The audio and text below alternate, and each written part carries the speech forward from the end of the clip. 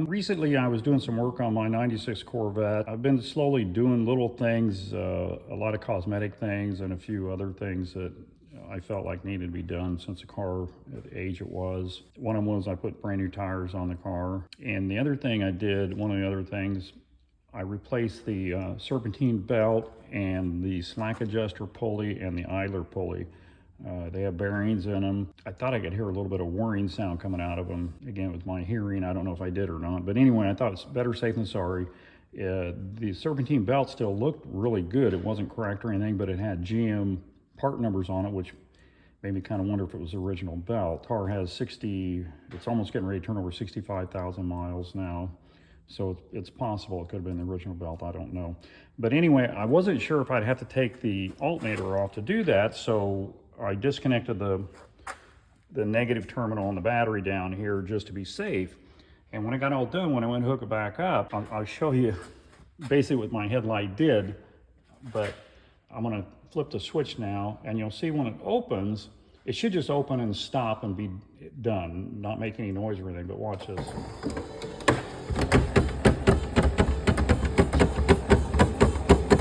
You can see how the motor kept spinning and that clicking in there. That tells me that the drive gear is in there.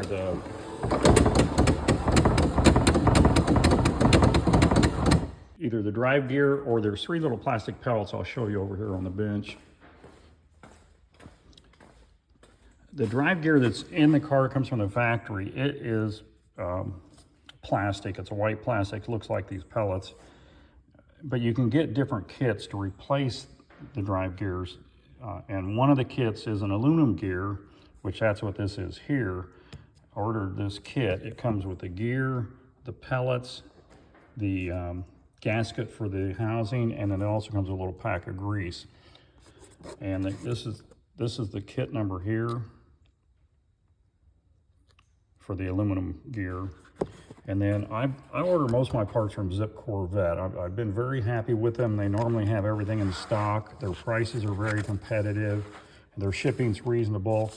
And a lot of times they run a deal where if you spend over 140, basically 150 bucks, 149.99 or something like that, you get free shipping. So I try to wait till they have that and then order stuff. But you can see you can get the nylon gear for 15 bucks each.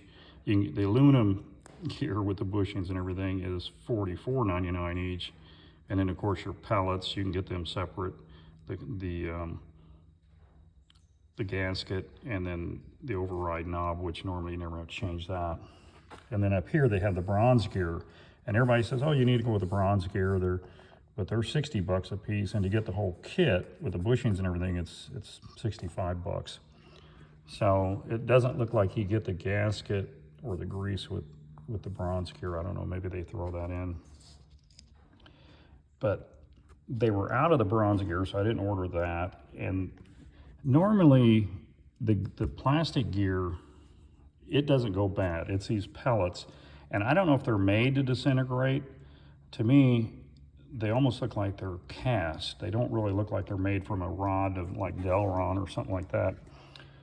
So I don't know if this is a plastic that's brittle and made to break, because I think what it is this thing turns if the headlight binds up or something. I think it's designed so these things break and start doing what it's doing rather than destroy the gears or the motor or something on the headlight assembly. So normally you never have to change this gear. It's just you have to put new pellets in it. And I'm sure when I open mine up, this is what it should look like when you open it up. These three pellets in there. Get it in there. You know, like that. And I'm sure this is just gonna be full of white dust. There might be some chunks in there, some bigger chunks, because it is still opening and closing, so there's probably some pieces in there enough to grab. But once it opens all the way or closes all the way and hits a hard stop, it pops past those pieces and keeps clicking until I'm assuming it runs so long it like times out, because the motor does eventually shut off. So if my plastic gears look okay and they don't look like they're cracking or anything or have teeth worn down on them, I'll probably just use them over again. If not, I can go ahead and put these gears in. But that's the plan for today, I'm probably just going to do the driver's side today. It's the easiest side to do. And so I'm probably going to start with that. And I don't know if I'll have the passenger side on this video or I'll do a separate video, because the passenger side is a little more involved because of the way the factory gears are made. These gears, the nice thing about when they made these gears now, you can see how the teeth go all the way through. They come out this side and this side. On the factory gear, it has a lip on one side, so the teeth don't go all the way through. So when you try to pull it out of the electric motor, it catches on the worm gear. And I'll show you that when I get it apart. But and that's why, because of the way these gears go in from driver's side to passenger side, that's why it makes the passenger side harder to take apart and a little more involved. But I'm going to try a couple things to see if I can make it easier to take apart, and we'll talk about that as I do it. But let me get set up and we'll get going on this. Okay, I'm not going to disconnect the battery to do this. So what I'm going to do is unplug these lights, because they will drain your battery if you leave your hood open for very long. I don't know, as long as it's going to take me to do this, I don't know if it'll be enough to drain the battery, but I don't want to take a chance. So I'm going to go ahead and come down here and see if I can get in there.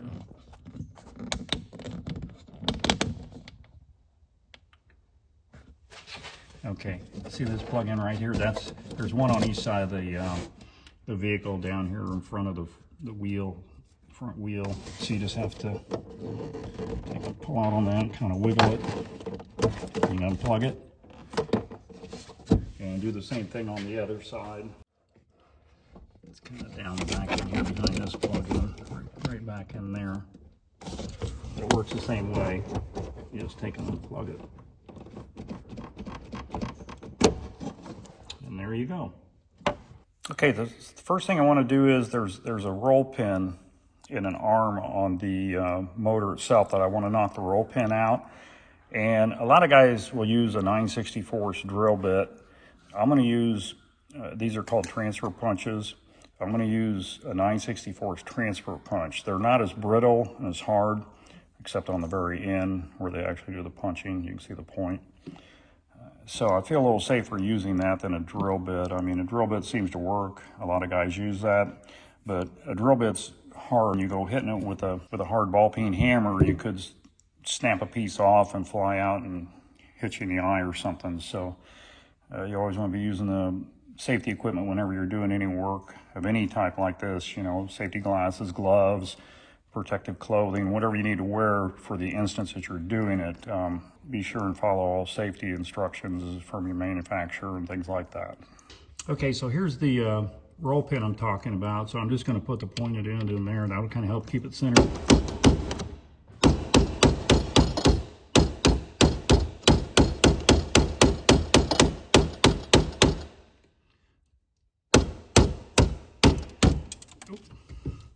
So this arm should be able to slide off of here. It's got a flat in it, so it can't spin on there. But okay, so the first thing I want to do is take this nut off. It takes a 10mm socket to remove it, so you take it completely off. And then there's two Torx bits, or Torx screws, that take a T30 torque wrench.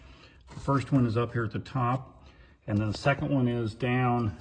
I can get down in there. There's the second one right down in there. Right there. It's below this arm right here that you see that I took the roll pin out of. This is the shaft coming out of the motor. This is the shaft that goes to the headlight assembly that makes it rotate. So that screw and this one up above, I'm just going to take those loose. I'm not going to take them completely out, because it'd be harder to put them back in, especially that bottom one. The top one wouldn't be so bad. But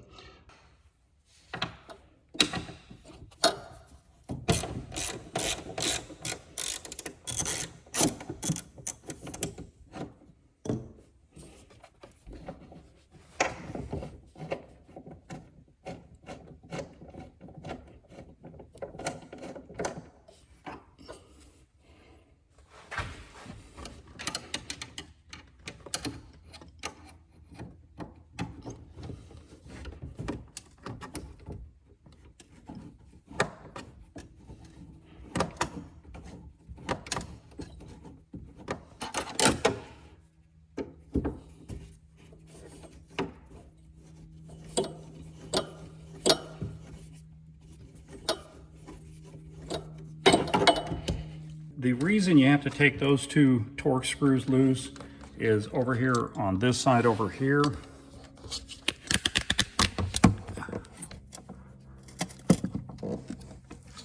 There's this screw back here and this screw here. This screw you can get to, that screw you can't get to because of this bracket. So if you take those torque spuds loose, you can pull this out enough to get the torque wrench on that and take that one off. You can see it back there in the back here. And then on the other side over here, there's another torque spud. I'll show you that after I take these two out.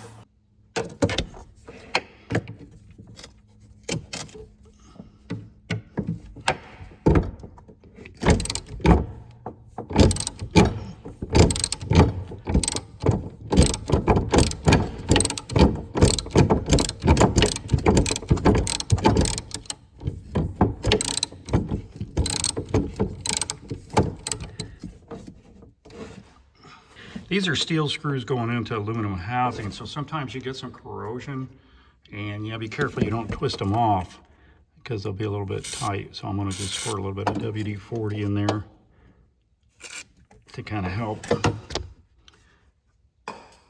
loosen them up.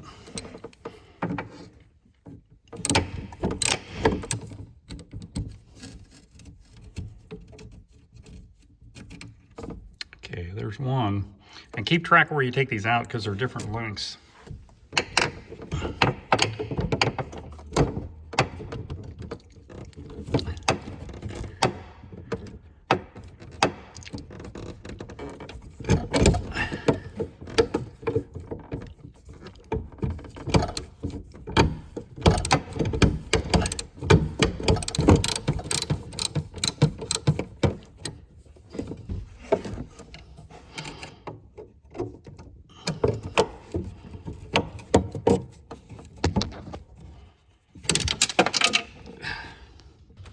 Okay, here's a screw on the other side right here we need to take out. So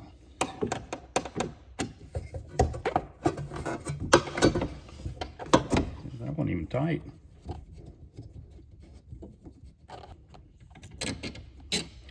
It's a pretty long one.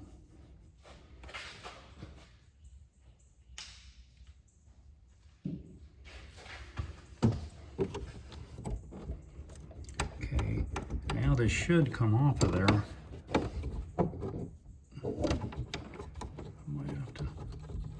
Crank it around. There we go. Crank it around so that clears that bracket. You can crank it here with this knob. And we just have to wiggle it off of that.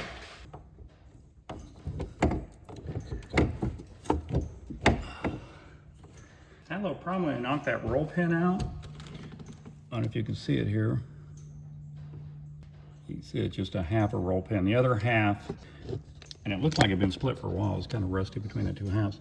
But if you can see down in there, if you can see that down on that arm, down in there, but that's the other half of my roll pin still stuck in that arm, so I'm gonna have to knock it the rest of the way out. I don't know why that roll pin broke. It looked like it was been broke for a long time, but let me get that other one knocked out. Okay, so I got that knocked out. That should come off of there. There it goes. Okay, so you take a 1/4-inch nut driver and take these three screws out.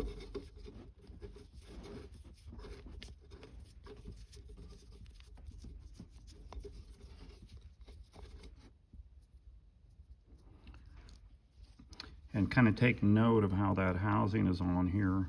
The big ear goes over the top of the motor, as the other two small ears go where the other two screws are. And sometimes you can get these apart and reuse the old gasket. Depends on how bad it sticks when you take it apart.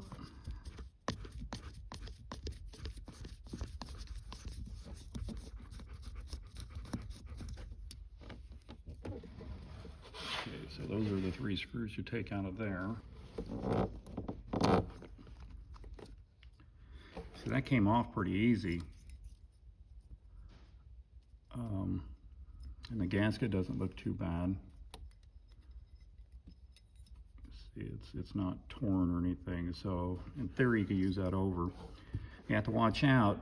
There's spacers on each side of that gear, so you want to count the number of spacers you take off and keep the same amount on both sides of that gear that came off. And also make sure, because I'm not sure if they vary in thickness, but that one you can see is pretty thin, and that came off the side with the plate, and there's only one spacer. There's not another spacer there. So, okay, you can kind of see, you can already see some of that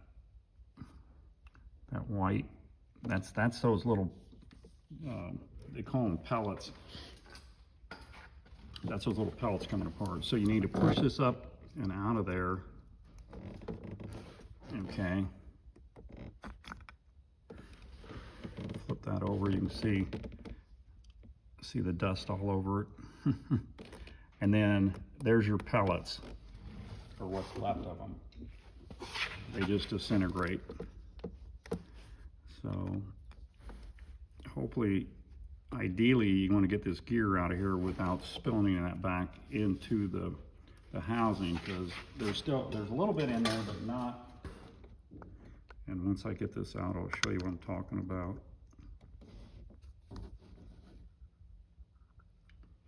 Okay, lift that straight up out of there.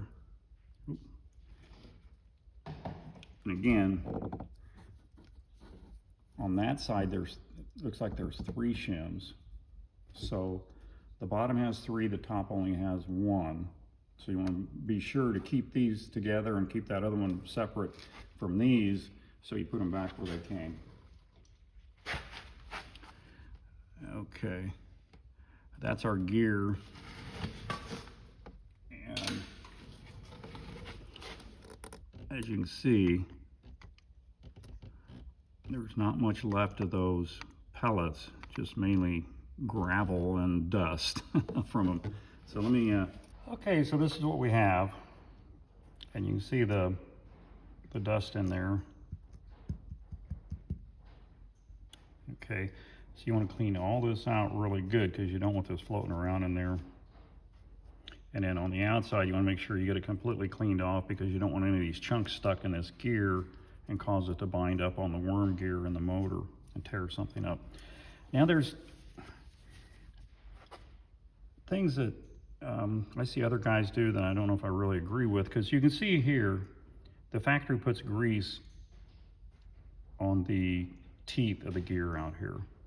But if you look inside, there's not a speck of grease, okay?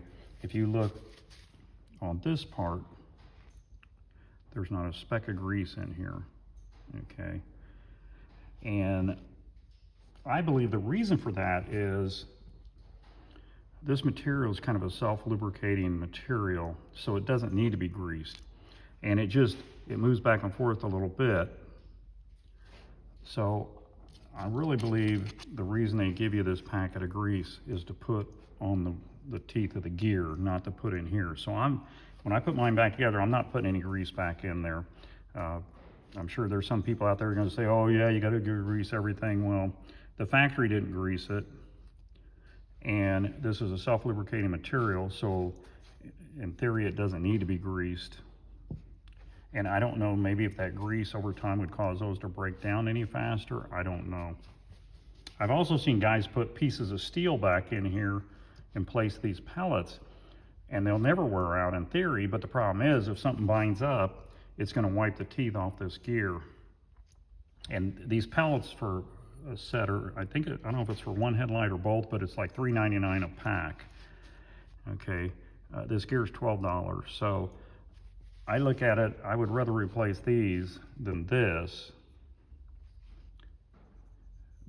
So if you put something steel in here, you're probably gonna have issues with it. Eventually, if something binds up, it could tear up your gears. So to each their own, whatever you want to do, but this is the way I'm going to do mine. I'm going to use this gear over again because I don't see any indication of wear on the teeth or any cracks or anything. It still looks good. I'll look it over really good once I get it cleaned up. I got to get all the old grease off, and then I got to get all this stuff out of these holes. So I'm going to fire up my little air compressor and blow it out good. Okay, so I got all the parts all cleaned up. We're ready to put it back together now. This is the hub that goes through the gear. This is the gear itself. And those teeth, I cannot believe, for as old as this gear is, I'm sure this is original gear, that it doesn't show a bit of wear on these teeth. That just amazes me. Okay, so I got it all cleaned up nice and good, got all the stuff out of the holes. Now, I said earlier, you know, when you're taking this thing apart, make sure you keep track of the washers that are on each side. This is spacers, the shims. And when I took it apart on the car, I thought I had one shim on this side. Well, when I picked it up off of there to clean it, I discovered it was actually two stuck together. So you want to be very careful when you're taking this stuff apart. Make sure you double, triple check yourself so you don't end up losing a spacer out of there and then it doesn't work properly because it's not shimmed correctly. And like I said, the other side had these three on it, so I know I'm good on that side. So one thing I want to tell you about the gear, earlier I told you that the driver's side is easier because of the way this gear is made, and you can see the difference. Hope you can see the difference on camera. Okay, if you look at this gear from this side, you don't see the teeth, right? If you look at it from this side, you can see the teeth. This one, you can see the teeth from both sides. That is because when they molded this gear, they left this side like a blind tooth. It doesn't go all the way through. So, which normally that's not a big deal if you, but when this goes in on the driver's side in the motor, this side faces towards the outside, towards this thin plate where the shaft doesn't come out, and it goes down over the worm gear. And you gotta think of worm gear as it's a round gear like my finger, but it's got teeth on it and it rides in these, and the teeth on this gear. So when you shove it down, it can slide on there because this is open on this side. So as it comes down, you push it in, it slides down to the center of the gear. The problem with the passenger side, this assembly is put together backwards so that the worm gear sits here, but the gear has to come out this way to take it apart. The problem is when you go to pull it apart and try to pull this gear up like that, it hits on that lip and won't let the gear come out. So you actually take the electric motor off of the housing to get this gear out of there so you can pull it out. I'm gonna try just loosening, there's two bolts that hold the motor on this, electric motor on this housing for this gear. So I'm gonna try to just loosen those and see if I can pull it out and tip it enough to where it'll go past. So I, excuse me, so I don't have to pull the motor completely out, because to pull that motor out, that's why the passenger side's so much harder to do. There's a set of brushes that run on that motor shaft, on a commutator on it. And when you pull that motor out, they're spring loaded, so they come off the shaft and pop and come loose. And now you got to put it all back together again and try to get those brushes back in there. And it can be done. There's an easy way to do it, but it's a kind of a pain. You have to be really careful and make sure you don't break a wire off the brush or anything like that. So I'm hoping I can back it off enough where the brushes don't come off the motor and that I can still pull the gear out. But I'm gonna go ahead and get this one back together first. And then, like I say, I might do the passenger side on another video because this video is getting kind of long. So the first thing you want to do, I'm going to use this gear over again. So I'm going to put the aluminum one off to the side. What I like to do is put this back together first with the pellets in it so I don't get any grease down in here. And then I'll put a nice layer of grease around these teeth. I'm going to grease the thrust surfaces where these spacers go, and I'll put a little bit of grease on those too. I'm also going to put a little bit of grease down in this bronze bushing, not a whole lot, because I think this is an oil-light bushing, which is a self-lubricating bushing. It has oil impregnated in it, and as it runs and warms up, the oil comes out and keeps it lubricated. But I am going to put just a little bit on there, just barely a smear, just to kind of help lubricate it to get it started. And the same thing with these spacers. I want to put a little bit of grease on these, just a little bit, not much. Okay, so the first thing you want to do is you want to drop these pellets in here and set them out and just kind of push them all in. I've seen some guys just give this a spin and the centrifugal force will push them out, but these are sitting in there pretty good. So I'm going to try, you want to put that pellet in this rounded notch here, all 3 pellets. You don't want to hit out here, it won't fit actually. It'll only go there, and if these are in a little bit, it won't go on at all. So that's why you want to make sure they're pushed all the way out to the outside, and then just line it up and drop it right down in there. It just drops right in, okay? And to make sure it's all the way down, okay.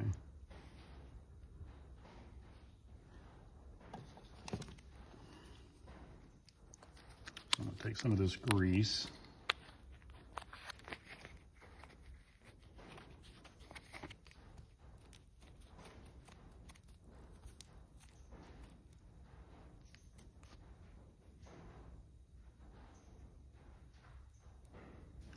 Just fill the teeth all the way around.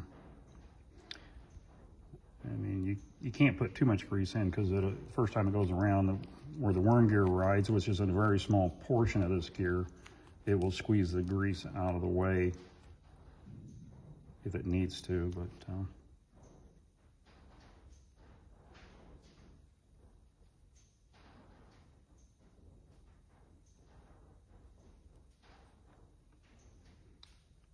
and in theory, if this is designed correctly, the worm gear rides right in the middle of this gear, and the worm gear is round, so there's not that much surface contact on the gear itself. So in theory, you'd only need to put a little strip of grease down through the center of this, but since I don't know exactly where it runs, and this will give a little bit extra grease, and this is the way the factory did it. It looks like they filled that groove up, so, or those teeth up with grease. So just keep doing it like the factory did. A little bit of dirt in that one.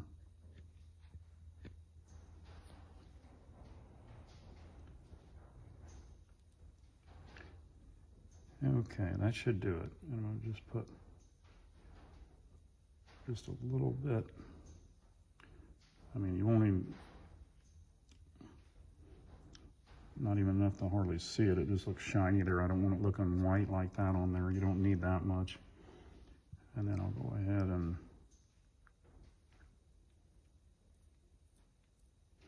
put these on like that.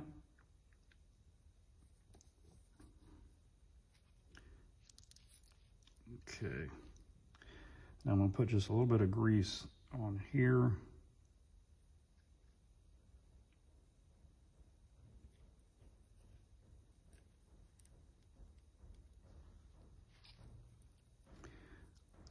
And then these, I might just put down on the motor and have the grease hold them in place, because trying to drop this in there and keep them from falling off on dropping in there would be a pain. So let me get back over, set up at the car, and we'll finish putting this back together.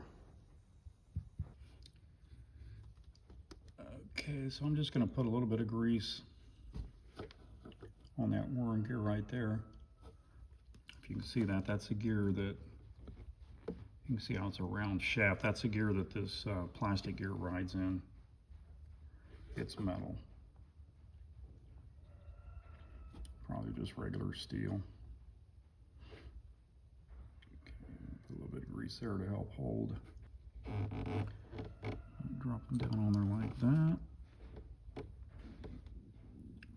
Holes lined up. Now I should be able to drop this gear right down in there. Okay, now I should be able to just drop that gear down in there. You have to be careful that this gear doesn't drop down off there so you lose your pellets out of there. So you got to kind of keep a hold of that white gear as you push this down in there and kind of drop it in. Okay. I was going to use that old gasket over, but I figure if I've got the new gasket, I'm going to go ahead and use it. So you'll see if it'll stay on there. Try to put it up on this lip, and if it kind of slips over tight, that'll hold it in place too. See, that's one advantage of using the old one over again. It's already fits. I've already got my shims on here, so should be good there. I just want to drop that down back onto the motor. And there we go.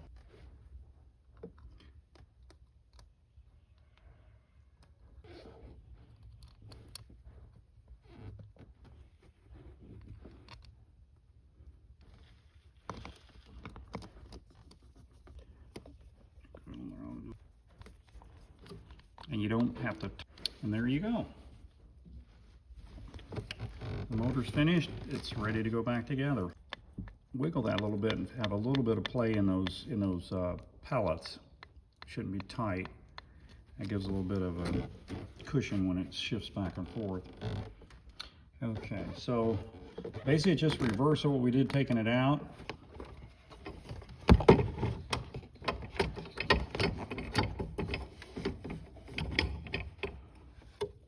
Okay, now this is really important that you route this wire back the way it came off. It goes down over this little lip right here, and that keeps it away from the headlight assembly when it rotates. Okay, you got this piece right here that has to fit over the shaft of the motor, so you want to make sure it's rotated around to where the flats line up with the motor.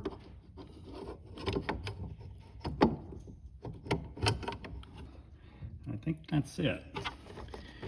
And you have to crank this back around.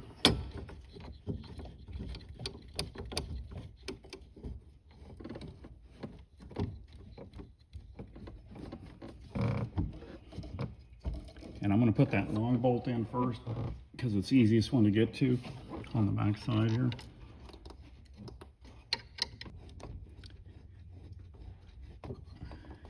Okay, that'll hold it in place while I do this other side. Okay, I got this bolt in. Crank the headlight up out of my way.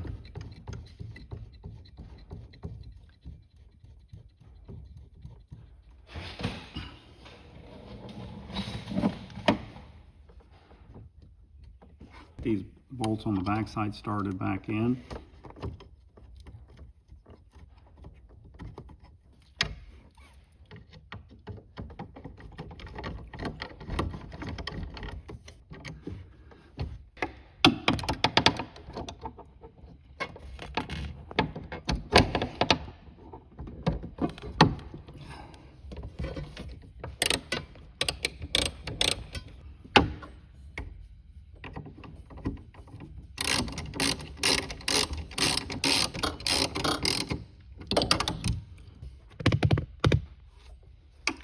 This nut back down here.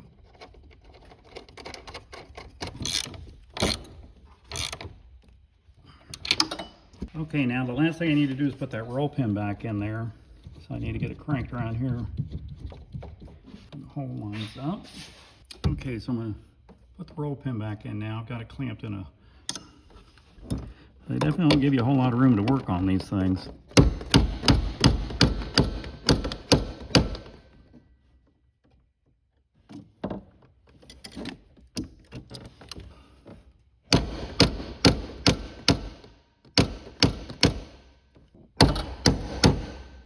Okay, got it all put back together. Let's see what happens.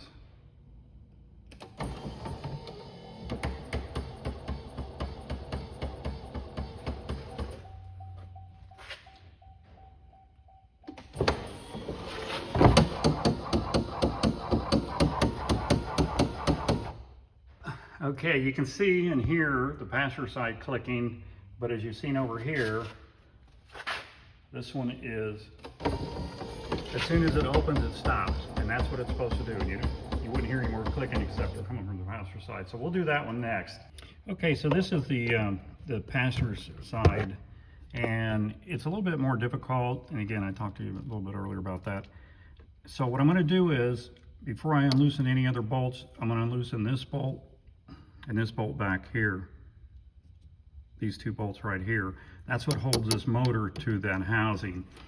And I just want to break them loose while it's held rigid because I don't know if these are corroded or anything. So break them loose while I've got it mounted solid. It'd be easier to do. I'm not going to take them all the way out. I'm just going to back them off just a couple turns. And I'll back them off further than that once I get it out. I just want to be careful. I don't want to take them completely out because I don't want that motor coming out because it's a little more involved to put back in. Okay, so it's loose. So I'm going to basically take the same bolts out I took out before. I'm going to take this nut off.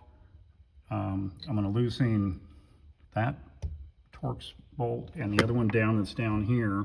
I got to knock the roll pin out, and I got to take 3 bolts that hold the motor on. I already showed you that one, so I'm going to go ahead and do that off camera, and then we'll pick up when I've got it off.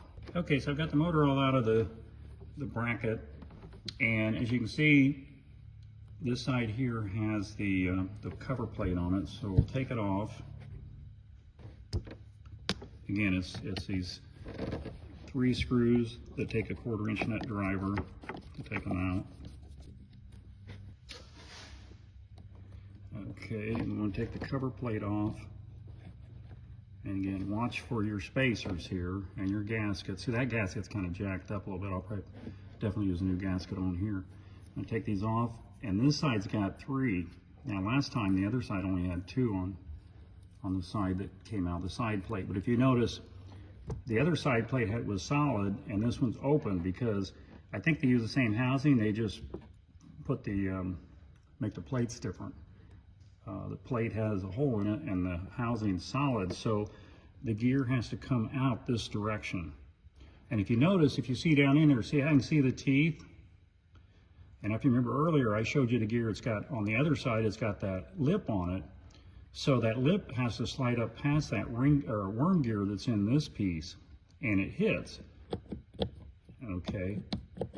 So in theory, the only way to get out of there is pull this motor completely out, and then you can lift this out of there. The problem is there's brushes up in here, and when you pull this motor out, the brushes come loose, and then you have to put them back in to put the motor back together. And the brushes are spring loaded, so that there's a way to do it, which makes it fairly easy, but it's a pain to get all that together. So I'm going to try to do that without taking it apart. And basically what I'm going to do is I'm going to back these screws out as far as I dare, but I don't want them to come completely out because I don't want that motor to come off of there.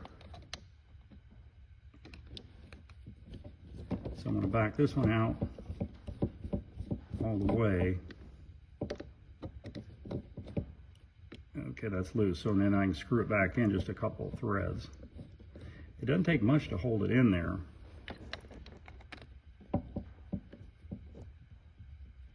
Okay. Now I'm hoping I can tip that enough, pull it out and tip it enough that I can get the gear past there.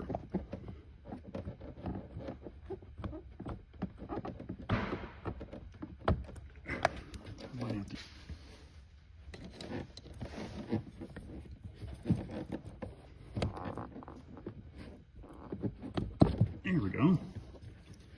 There, don't have to take the motor apart. Okay, again, you want to watch, you don't want to lose these shims. Okay, so,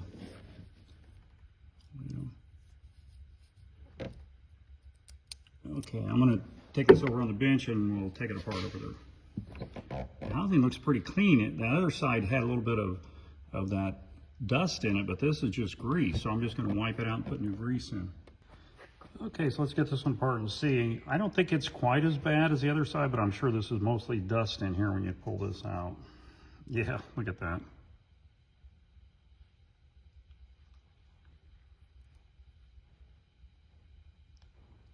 Just dust.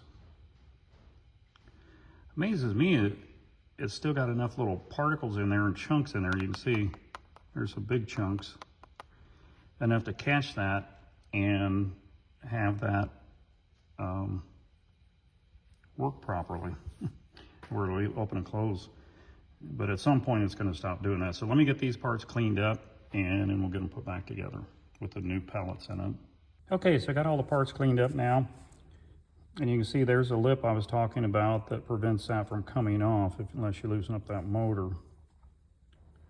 So everything looks good. The gear, again, the gear looks brand new. It amazes me how good a shape it's in. You think there'd be a little bit of wear on the teeth or something, but there's no cracking, no discoloration really. And the teeth look brand new. So I'm gonna go ahead and use it over again. Now I can put this back on here like that. Now it's ready to go back into the car. Okay, I think what I'm gonna do, I'm going to take the shaft assembly out of this housing, out of this cover plate. I'm going to take the 2 spacers off of this side. That one's stuck pretty good. I might just leave it on there. I'm going to drop it down, the first one down in here. And then I should be able to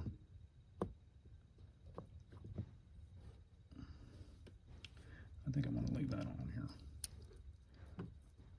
Hopefully it stays stuck there. It looks like it's going to.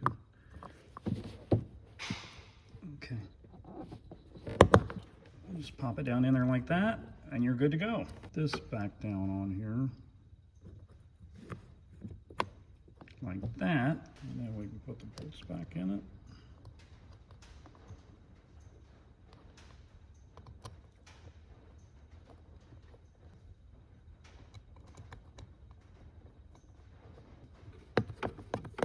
Down really tight, just kind of snug them down, just enough to crush that gasket a little bit.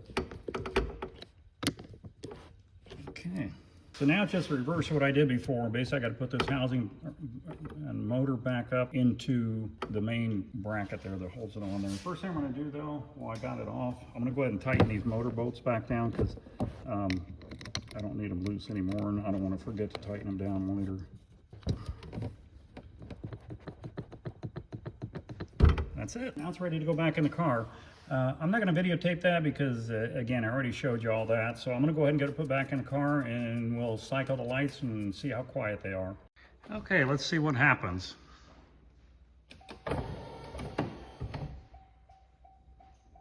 No ticking. And the nice thing about doing it this way, some guys will take the complete bucket, headlight bucket off of the car. But then when you put it back on, you have to come out here and make sure all your seams line up again. Doing it this way, you don't disturb the setting of the headlight buckets, so you don't have to readjust them once you put them back on. And I don't really think it's any harder, because I mean you got to do basically everything I did anyway when you take the motor off and everything. It's just you're doing it on the car instead of over on a bench. But a couple things about this is, you're not taking your bucket off where you got to realign it. You're not taking it off where you might scratch it sitting on a bench or on a chip or, you know, a tool while you're working on it. So, and it's just that much more time you have in doing the repair. The other thing is, I really feel like, especially if your car is like this one where it's all original, nothing's been done to it, the less you take off to put back on, the less has been taken off and put back on. So, you know, if you look at the screws that hold that bucket in, they still look factory. There's no scratches on them or anything where you've been taking it off and putting it back on. So to me, it just makes the car stay looking more original and less chance for something to go wrong while you're working on it. So that's the way I do it. I'm not telling anybody that's the way you should do it or recommending. I'm just telling you that's why I do it. There are several different ways you can do it. But this way works for me. Oh, and one more thing, I almost forgot. Be sure to plug your lights back in for your hood lights.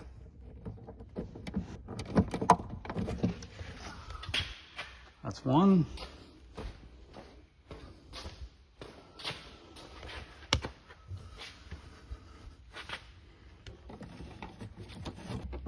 There you go. And that's two. And I always kind of look around, make sure I don't leave any tools under the hood. I don't shut the hood and then poke up through the... Well, I do really appreciate everybody watching my videos. It's been a little while since I posted one. I'm going to try to be more regular. It's just some other things going on right now that kind of keeps me busy and away from the cameras. So I appreciate everyone watching and supporting my channel. And you guys have a great day, and I will see you on the next one.